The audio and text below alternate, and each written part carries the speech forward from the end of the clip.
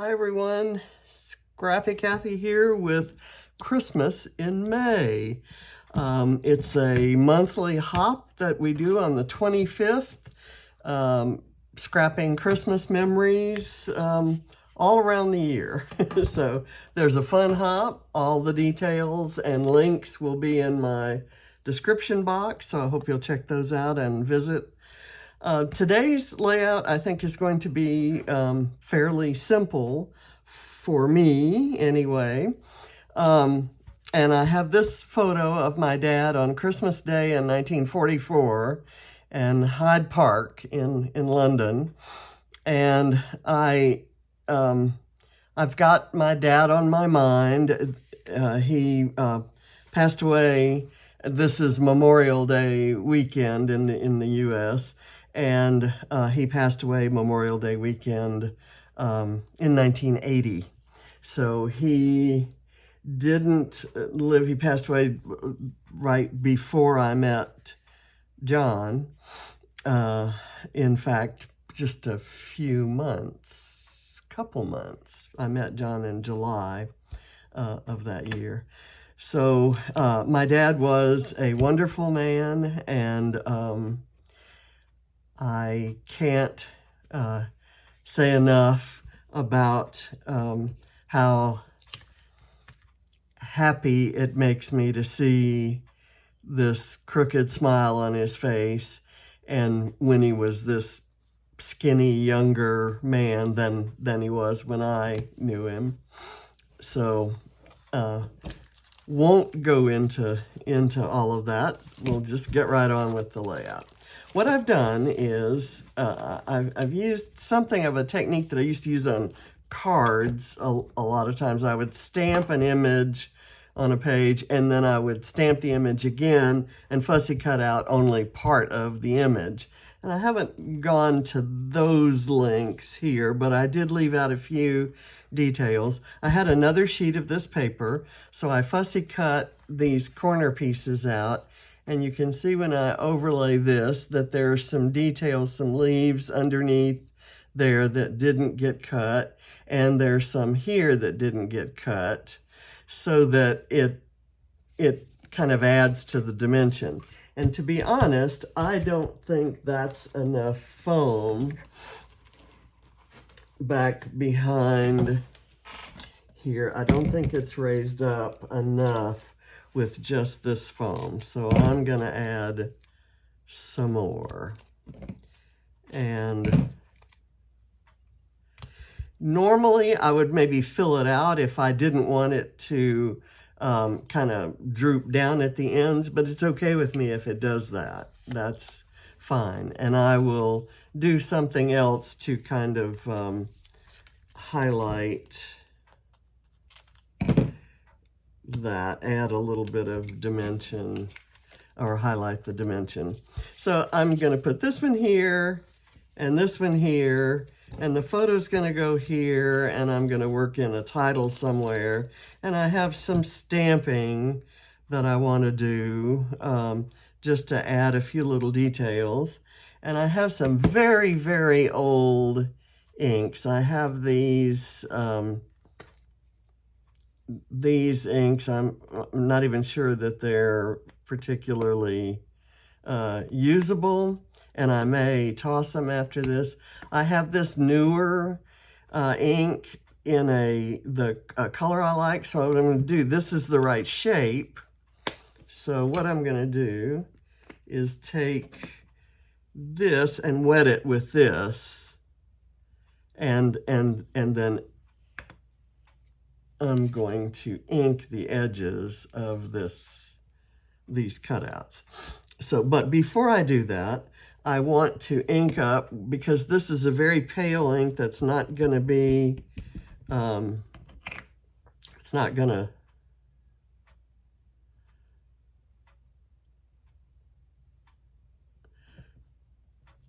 there's not going to be a whole lot of contrast. I just want to add these as sort of like little shadows.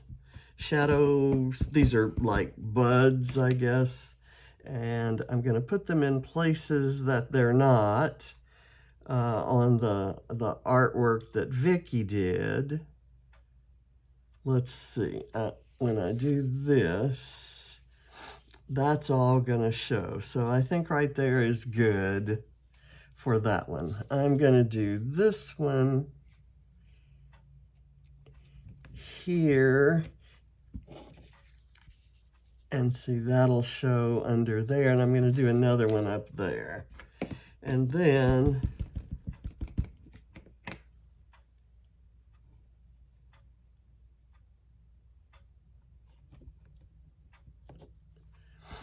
just nothing. I'm gonna do one right here too.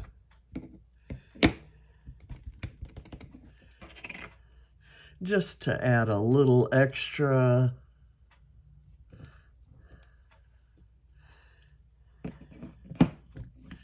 In the mix here. And I have another stamp. I have this word details. And I thought I would do it here. And I may want to do it with the Cup of Joe. This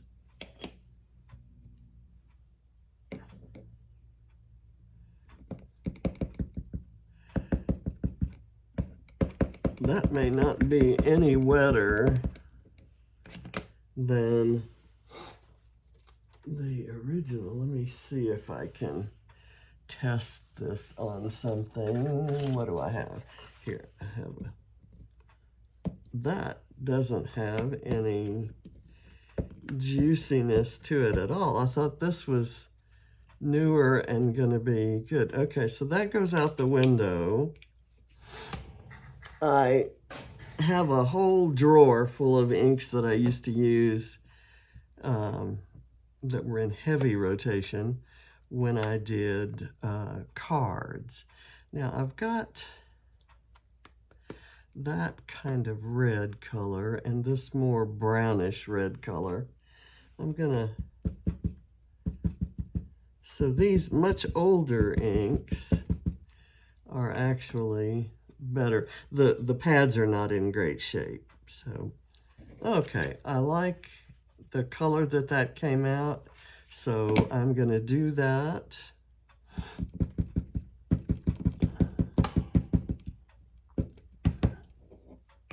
And I will write a little journaling past there to make sense of the word details.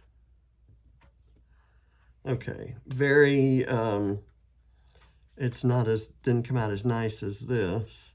So I'm not sure what that's all about. I didn't ink it up as well or something. Okay, so I am gonna use this, I guess, on the edges here. And I'm just gonna kind of add that hint of inky sort of shadow.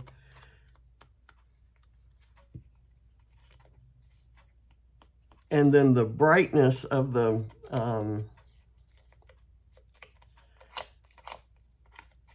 artwork underneath it will contrast.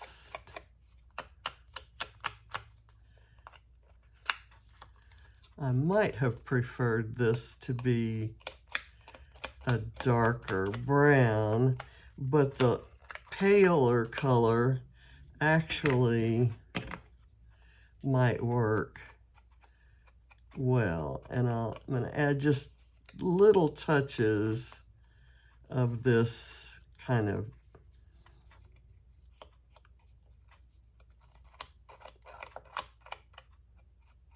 darker color. Okay, now I think I'm ready to put this one down. And I didn't really pull out any other embellishments. I kind of want this to be a somewhat simple page, but with the extraordinary beauty of Vicki's artwork, it's not all that simple. Now I'll show you one of the techniques that kind of comes from the card making idea of cutting out part of the stamp. you'll notice that when Vicki does the artwork on these poinsettias, she's got some outline ones as well as the red ones. And so by some selective cutting of just the red and not the outline, you can have some of that image on the bottom and some on the top. I didn't do it extensively on this one, but, and I do love it when the things that are like details like these buds and the leaves are fussy cut. I'm going to cut this little bit off because it's kind of squared and I don't want to interfere with the image that's kind of on the bottom there. Okay, let me pull the photo off and I'll do this one. I'll get it inked up.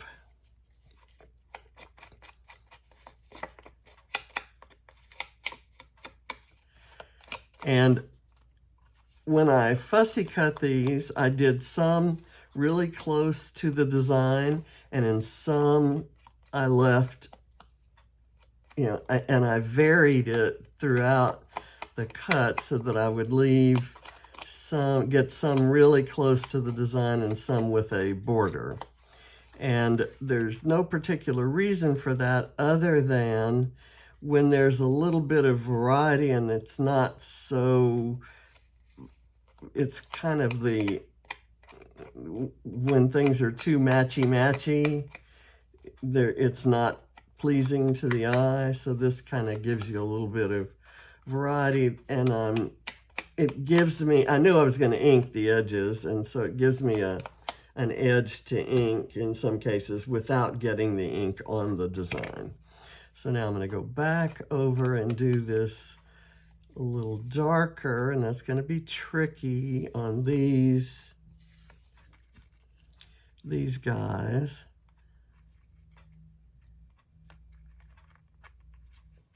This ink pad is really coming apart, but bless its heart, it's got lots of ink still in it. And I bet I haven't touched these inks in, I don't know, 5 years. That's a guess.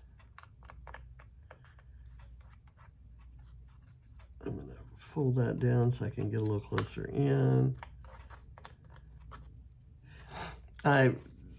Somebody was in a discussion group on one of the scrappy sites and posed a question, yeah, does anybody still ink anything on their layouts? Does anybody still ink edges? I'm sitting there going, what do you mean does anybody do it? I do it all the time. I like the, well, the dimension, of course, but on certain things, if I'm mixing embellishments from 2 different collections, for example, and one of them might have a more rustic look, and the other might have a bright white kind of feel. And it helps when you put this on to kind of slightly offset it so you get some shadowing effect. So see how with these little sprigs kind of coming out, it almost looks like part of the paper design. So I know my photo's going to be here, and I did these so that they would kind of be somewhat overlapping the photo. So I'm going to go ahead and put it down, and then I will do the title. And the title is just going to be Hyde Park 1944. And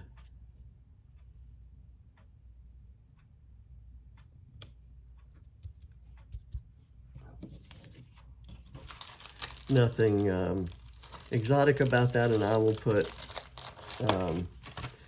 I'll handwrite Christmas Day right here.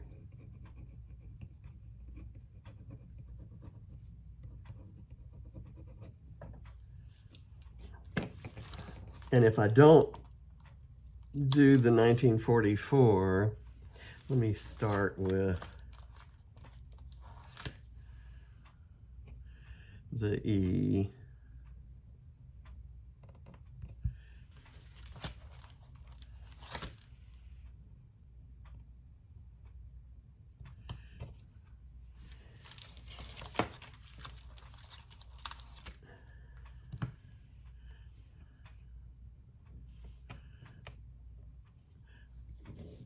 Okay, I thought it would be easy to get them aligned because this is kind of a grid paper, but trust me to be able to get them wonky even in that situation.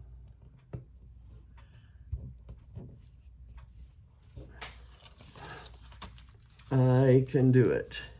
So I'll start with the K. So I want to make sure I had had numbers on here. I wasn't absolutely certain.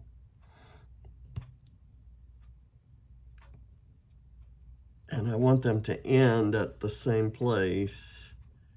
So I'm lining them up this way, even though the width of the letters is such that they may not line up on this side. The R's and K's are kind of wide. No R. I'm going to put a P there. I know I have another set of these alphas, so I'll put the P there. And then I'll replace it with an R. How did I use all the R's? That's crazy. And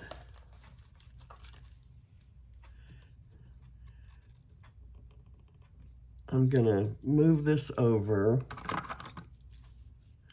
because I know the R is gonna take up a little more space.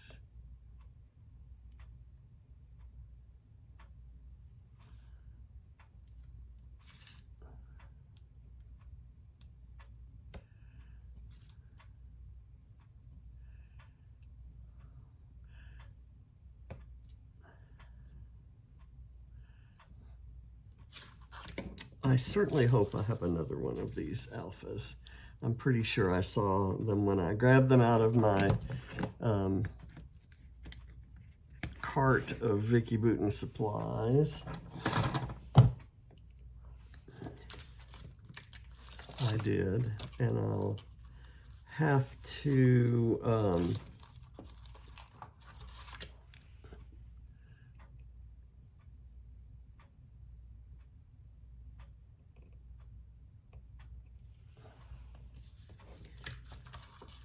I'll have to get it replaced before I photograph it.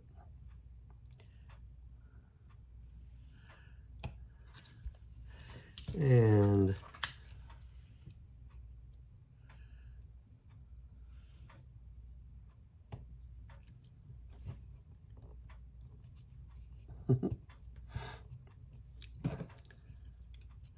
I have to go back and redo these letters anyway because they're chipboard and I need to put glue behind them. But I didn't want to take the time to do that in the video.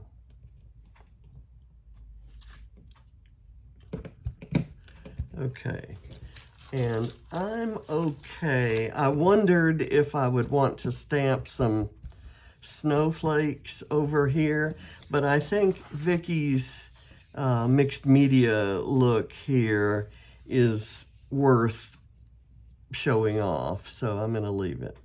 Now I'm going to go back and kind of crimp some of the leaves and petals to kind of showcase the dimension here. Kind of curl that up a bit.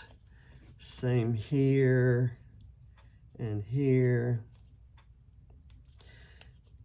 And I'll let Vicki's own design be the embellishment on her page. And when I selected this paper, I was really just looking for something that had some craft in it, something to go with the sort of sepia tones in the photo. And I thought, okay, that I can work with. I really hate that that's not an R. Let me dip out for just a second and see if I can recover that R that's bothering me.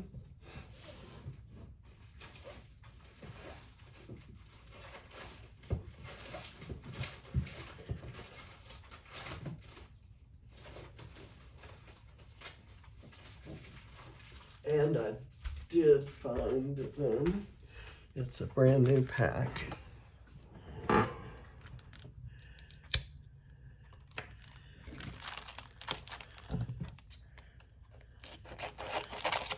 Reach up in there.